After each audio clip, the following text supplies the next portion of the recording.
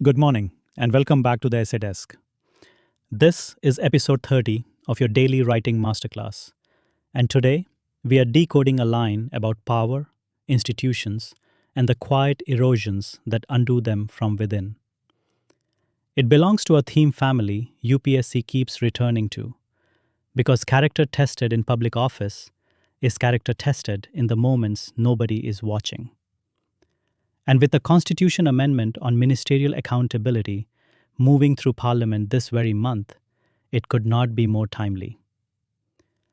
Let us build it together, the way a topper would, one deliberate move at a time. Here is today's line. No institution collapses all at once. It erodes one exemption at a time. Notice this is section B in Feel, Socioeconomic, and Governance, even though it is dressed in the same short, aphoristic voice as an abstract topic.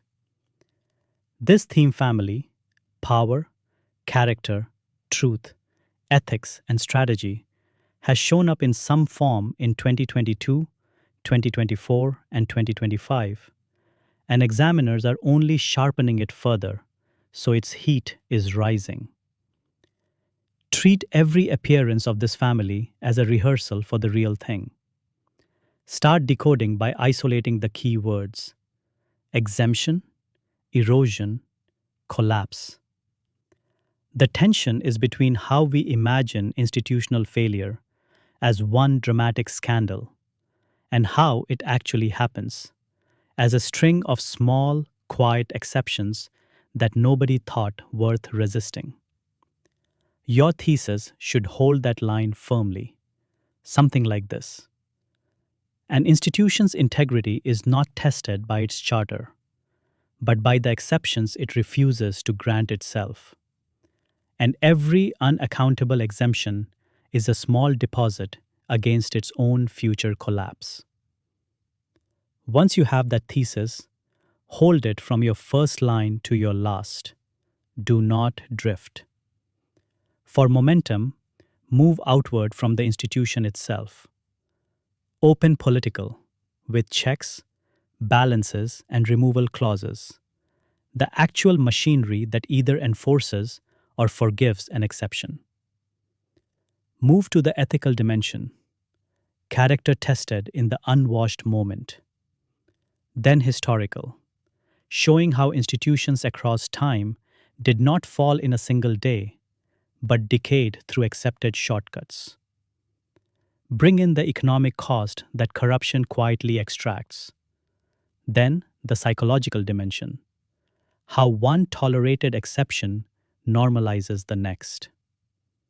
Widen to the international dimension, because this erosion is not only an Indian story. And finally, engage the honest counter view, that rigid rule following without discretion can itself paralyze good governance before you resolve it. Now the anchors. And remember, a fact left standing alone is a wasted line. You must interpret it. First, the Constitution's 130th Amendment Bill, whose Joint Committee has retained a clause for automatic removal of a minister held in custody beyond 30 days in a serious offense. Use it to show that a republic is now trying to write its exceptions out of the rule book itself.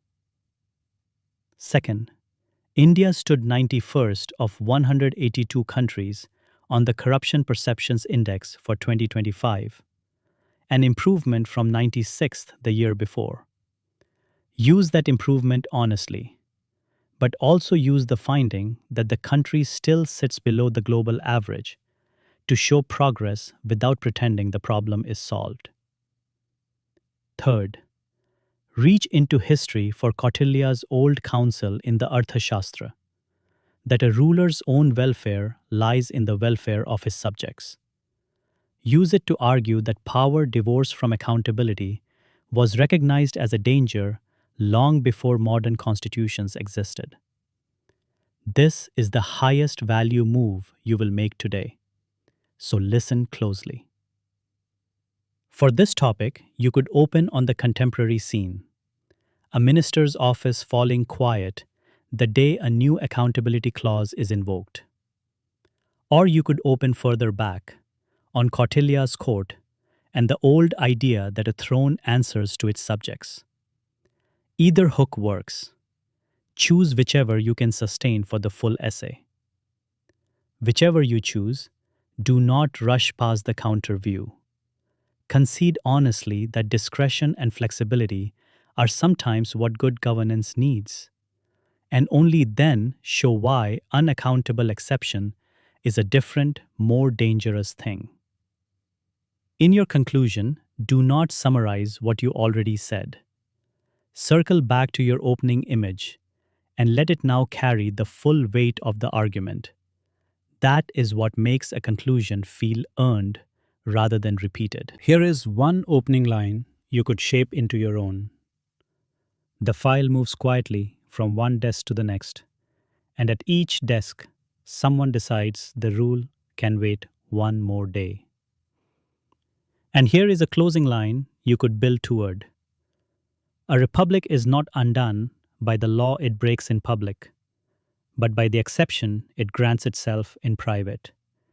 And it is only by refusing that first exception that any institution earns the right to call itself trustworthy.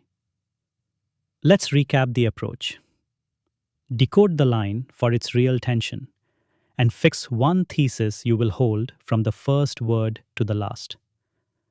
Build 6 or 7 dimensions that move outward with momentum: political, ethical, historical, economic, psychological, and international. Anchor every claim with sourced, interpreted evidence, never a fact left standing bare. Concede the strongest counterview honestly, and close by returning to the image you opened with. Decode, thesis, dimensions, anchors, close. That is the whole craft, repeated with discipline. That is today's masterclass, and I hope it sharpened how you will approach this theme when it returns.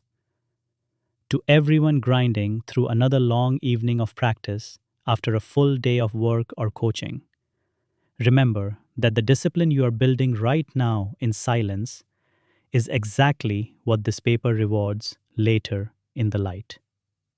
If you would like the complete written brief, 2 full model essays with examiner-style margin notes 3 times a week, do write to team@upscdesk.com or simply leave your email in the comments below.